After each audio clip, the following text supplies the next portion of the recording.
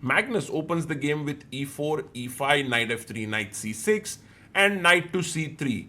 A clear intention by Magnus that I am going for a very solid opening here. Pragg goes knight to f6, pawn to d4. This is considered as one of the most solid ways to play in the opening. The four knights in e4, e5 takes, pawn takes. You can see both players blitzing out their moves. Castles, castles. Pragg goes for the central break with d5, pawn takes. And now there are a few moves here, h3, but bishop g5 also very strong, pinning the knight. Bishop e6, defending the pawn here. And yeah, a very good opening choice by Magnus, because when you need just a draw to become the champion, this opening has very little that can go wrong. It's very simple. You put your rook here, you bring your queen out, you try to trade some pieces, maybe maneuver your knight sometimes here. He goes knight b5. This is an interesting move. You want to maybe reroute the knight to d4, a3, bishop a5, and now b4 played. So the idea is, if you take cb4, I want to go queen e1 and bishop b6 by Pragg very quickly. He looked sideways just to remember what his prep was here in this line. And now bishop goes back to b6. Observe carefully the emotions of these players. You can see there Magnus somehow not remembering his prep or something. He did emote a bit there. Bishop takes and queen d2. He brings his queen up, and the knight will most likely later swivel to d4. He goes rook to c8. And maybe now bishop e3. Trading the bishops might be a good idea. But Magnus, of course, worrying a bit about this knight. You know, it right now has very little squares, and going back to c3 might be a recipe for disaster with a pin coming in here. So, not so sure how Magnus is going to take this ahead. But he is definitely feeling not the most comfortable in this position. He didn't expect it to shape up this way after playing this opening. He goes, oh, he wants to play c3, but this turns out to be a small inaccuracy, because now with h6, if you maintain the pin, there's this amazing move knight e4. And now if you take the queen, I take your queen and black is winning. So actually the move h6 is going to pose Magnus a very big question, and there you have Pragg. And look at Magnus suffering, yeah, in this game, because now you have to come back. Okay, if you take on f6, queen f6, this is just incredibly good position for black. Two bishops, everything looks great. So bishop h4 realized doesn't work, and look at that. You know, it's an expression of Magnus where he's saying, I'm just not seeing the moves. Knight e4 played by Pragg, and once again, I think a smart idea is to just come back queen e1, so that if you take, I take. Yes, c3 is weak, but the other point could be to just take on e4, bishop e4. And look at Praggnanandhaa. He has his game face on. He hasn't won a single game today. That's very rare for Pragg. He never really tilts, makes a comeback always.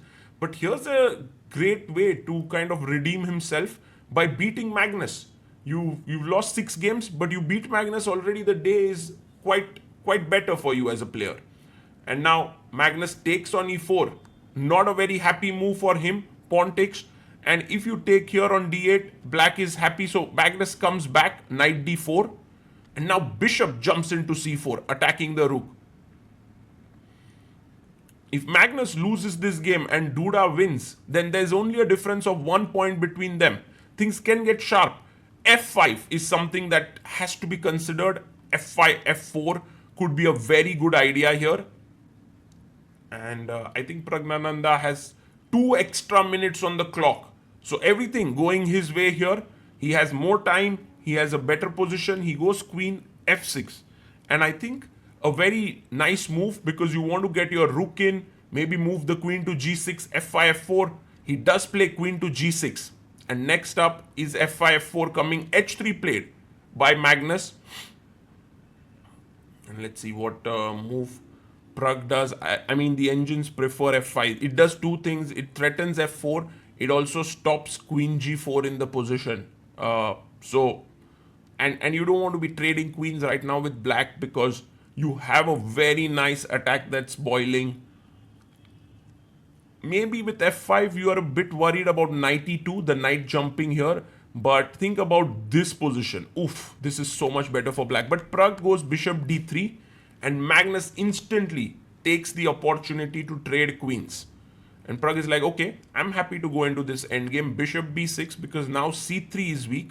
Okay, rook c1 defend. You know you can fight, but Pragg will then put even more pressure. You want to defend this pawn, but again, your position is not a very happy sight.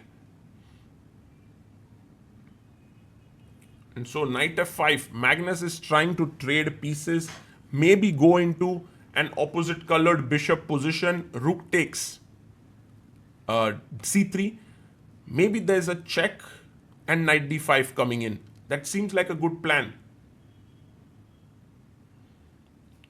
Magnus is calculating here. Because knight e7, king h8, knight d5. Yeah, he plays it. He gives a check. King h8 or king h7 is the question. Imagine you go king h8, knight d5. Rook is attacked. Bishop is attacked. If you move the rook kind of equal, let's say take. And now knight c3. Bishop d2. Attacking here and here. Knight e4. Attacking the bishop. Take on e1. Take on e1. Rook e8. Trying to pin here. f3. And I think that should be good for equality. He goes king h8. And I think this line, which was just shown right now, is what Magnus can go for. Knight to d5. A very strong move. But Magnus is taking a bit of time. He's not feeling that free-flowing thought, or you can say he's not trusting his instincts in this game. Already, he has been put into trouble by trusting them. And he comes knight d5. Has 1 minute 32 seconds. Pragg has 3 minutes 14 seconds. For Pragg, two moves. Rook c6, defending the bishop. The line that we just saw, rook bishop takes e3. But bishop e3, knight c3, bd2, knight e4. It looks like a draw. Whereas rook c6, maybe he takes on e3. And of course, Magnus must take on c3 now. I think, but Magnus goes rook e3. That's not at all a good move.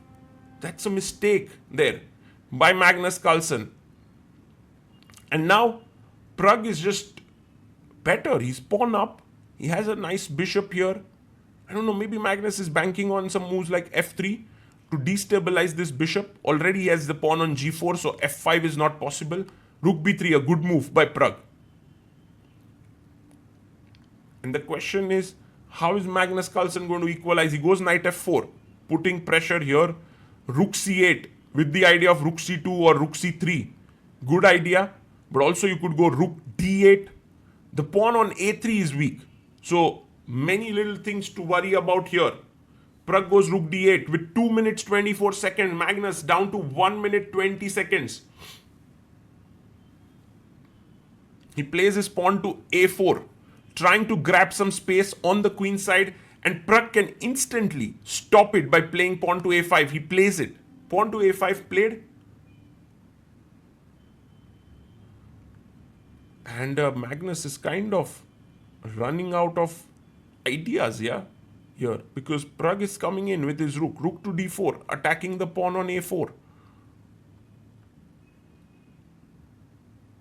King h2 played.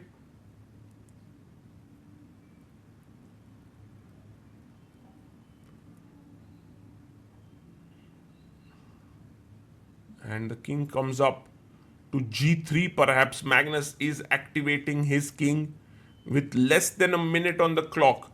Praggnanandhaa now trying to figure out what's the best way to put pressure. Finds the best move.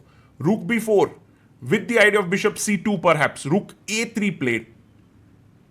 And now can you go bishop c2? I like this move, putting pressure here on a4. But also possible rook d4 to put pressure here. But yeah, maybe he wants to take. Maybe he wants to take on d3. Look at this line. Rook d4 takes. And if you take here, I take and pick up this pawn, forcing you to go defensive here. And this is a winning position for black. He finds it. Rook d4. Pragg plays it. And now this entire line of simplification is not so good for Magnus. It's very cool how Pragg is putting pressure on Magnus. Now king g3 played. In a way, trying to defend this pawn in the endgame. And Pragg wants to get his bishop out from here now. But also, this is not a great idea because take, knight d3, and this is drawish. So you want to keep this, keep the juice flowing, keep the tension in the position. Pragg makes a decision to pull out the bishop, bishop a6. 1 minute 4 seconds for Pragg, 46 seconds for Magnus, running down the clock, and now hardly any ways to even try for equality. It's all about trying to save yourself here. Can Magnus do it? The greatest endgame player of all time takes the pawn on a4. Pragg is now 2 pawns up. He takes the rook, rook takes. And I think one thing is that this bishop is running out of a few squares here. So maybe going in and attacking it could be an idea.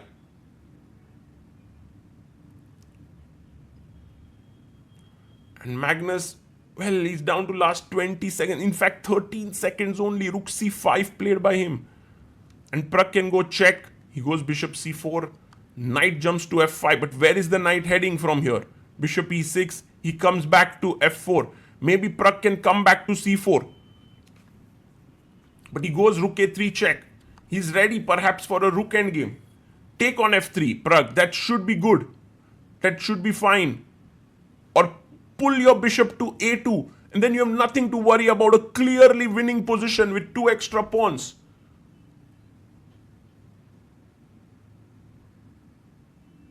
And Pragg has more time there. He's close to 40 extra seconds. Magnus is almost sure that he might not be able to save this position.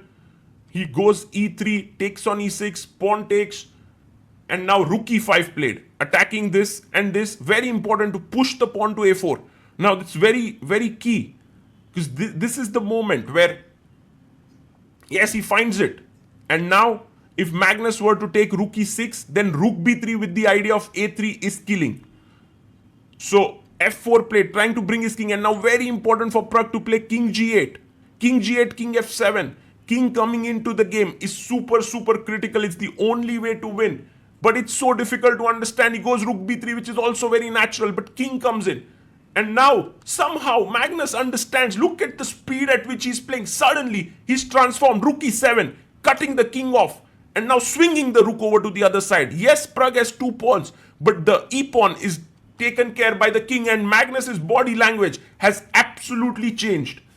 He feels that he can hold this, and the king cannot come out. If it tries to move in, the g7 pawn falls, and then the rook can come back to stop the a-pawn. King g8, king f3. Magnus is waiting. King h7. Pragg needs to find a way to make progress, but there is none perhaps. King h8, rook check comes up, king g8, king f3. Very interesting. And now rook c3 is waiting here, but the waiting game cannot help Pragg. He finally gives back the pawn, takes the pawn on g2. You can't take here because of check. You lose the pawn. And Magnus is now just few moves away from winning this tournament. Can he do it? Or can Pragg outwit him here? Rook played to a1, king f2, a2. Now careful, there could be rook h1 ideas, so king g2, good move. And now king f8, Magnus gives a check, king comes up. Rook blocks the king. Now the only idea is to quickly bring your king up. But is that going to help? Are you going to be able to win this pawn? Magnus goes here, rook a7, you can't go king g5, that's the problem because you lose this pawn with a check. So king comes up again. Rook here, king waits. Pragg is trying to create some kind of a zugzwang. And Magnus goes rook check, king e3 perhaps.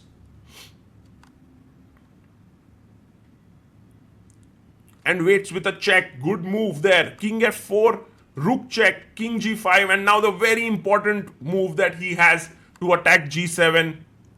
King moves here. White has many waiting moves, which is the good idea, or maybe just enough waiting moves so that Pragg cannot win the position here with these 2 pawns. Yes, he could win these 2 pawns, but will lose g7, and then that's not enough to win. Takes on a2, rook c4. He's come here, Magnus goes rook a6. Very interesting move. If you take here, he has f6. So Prag goes check, king here, king g3. Rook goes back for a check. And Magnus knows he's got it. Rook a7. There's no way to prevent this. Shaking his head. And guys, Magnus Carlsen has somehow managed to trade everything. King g3 played, h5, king h4, and takes a draw there. Becomes the champion of the tournament. Praggnanandhaa is unhappy there. He had Magnus on the ropes. He was so close to winning that in that rook endgame. It all changed with that one move where he did not find king g8. But what a day for Magnus, becoming the champion.